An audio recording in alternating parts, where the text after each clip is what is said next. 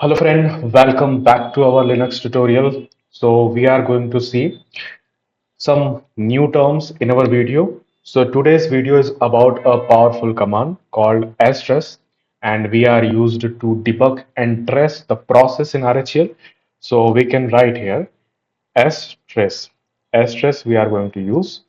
So it is used to debug and trace process in RHEL. Okay, guys. So we will understand what it does, how it works, and see real examples. So the first point will arise here. What is stress? Okay. So what is the meaning of the stress? Stress means system stress. Okay. Stress means system threat. It help you see what a process is doing in the background. Okay. It will help you see what a process is doing in the background. Okay, like what the like can be possible, like the what file it's opening. Okay, what file it is opening, right? Second, what network it's accessing, right? Next, what the other things can be possible, what system calls it's making. Okay, where it's getting stuck. Okay, so these types of things we will able to see, or we will get the help in those area. Okay, it's mostly used when a program is not working properly and you want to debug it. Okay, when the program is not working fine and you want to debug it, then you are going to use it. Okay, so the first question will arise, that how to install stress in RHEL. So for installing the stress in RHEL, mostly it is already installed, but if it is not installed, then you can go with DNF install stress -y. If it is already there, then there is no requirement. Then what the next step we can involve? We can use stress -v to check about the version. Okay, so it will give you stress version, right? So it will help you to verify. So first things you have seen that how to install the stress, right? After it, it is for the verification. Verification about the package. It is verification. Okay. So you are just going to verify. Now after it, we are going to see with some simple command how it is working. Okay. Example. We are going to use with the ls. So we will write stress with ls. Here you are getting huge number of data in our output. Okay, sorry. So when you will see, you will get that there is a word openet. Okay, openet, openet, openet, right? So this means it tries to open the current directory. Okay, and using the openet system call. So stress show every little steps your command takes. Okay, after it, you can also use for the running process. We are using trace for a running process. So what we will do for this running process, if you have to use, we are just going to run any process, just like slip 300, and we are making with ampersand, right? If you want to check it, what you can do, you will just apply stress, then -p, and the p is responsible for the process ID. Okay, so what the value you will give? The process ID. What's the process ID is there? Is 8385. So mention 8385. Okay, stress hyphen p and the process ID and just enter. Okay. So you will see what that process is doing live. Okay.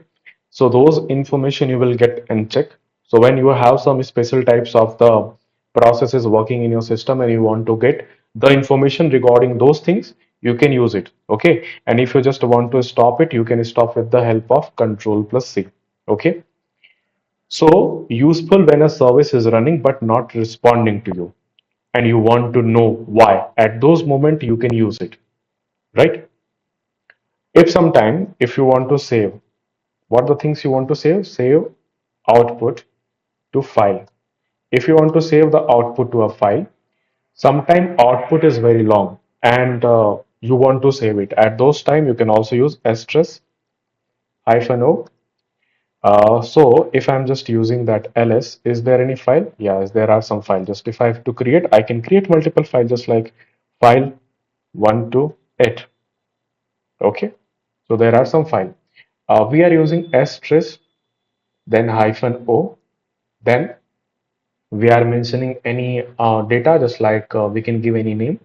For example, you are mentioning result.txt ls. Okay. So after it, you can go there and this run ls and save the trace in output.txt or just like result.txt, you can mention any name. So we are storing the data as a result.txt and you can use the less and you can open the file by using the result.txt. Okay.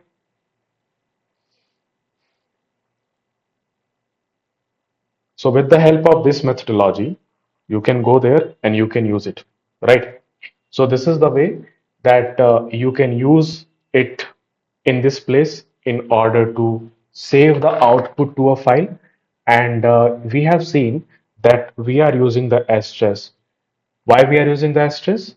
We are using the stress for doing just like if you are running some processes but the process is not responding you at those moment, if you have to use, you can get the result. You are come to know that why it's not working. We have seen about the saving a file information. That's if the long data is there, right? So at those moment those information can also be stored there. Okay. So with the help of this method, we are getting some useful values there. And if we are just writing that why we are using it, okay, why use stress? If the question is why using stress, so there will be some point that why we are using it. For example, to check why a program is failing, right? If you want to check that why your program is failing, that time it is useful.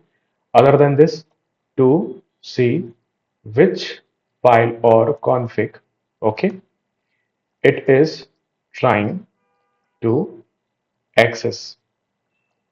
To see which file or code config it is trying to access, you can look at for the stress.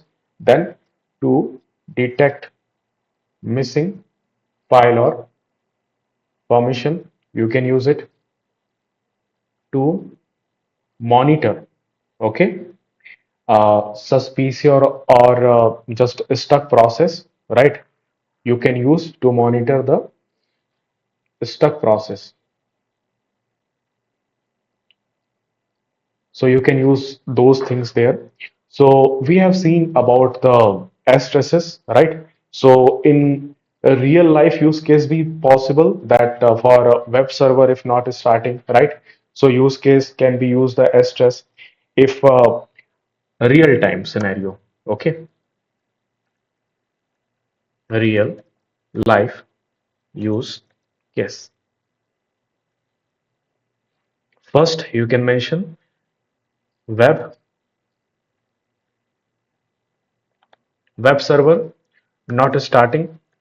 At those place you can use to you are using the stress to find which config file it cannot open. That's why it's the web server is not starting. Second things, for example, app crashing. Okay. So trace it send see which system call fail, right? So like that, it is used in the real life use cases, right? So that's all for the today, guys. We will meet again in next video with new content. Thank you.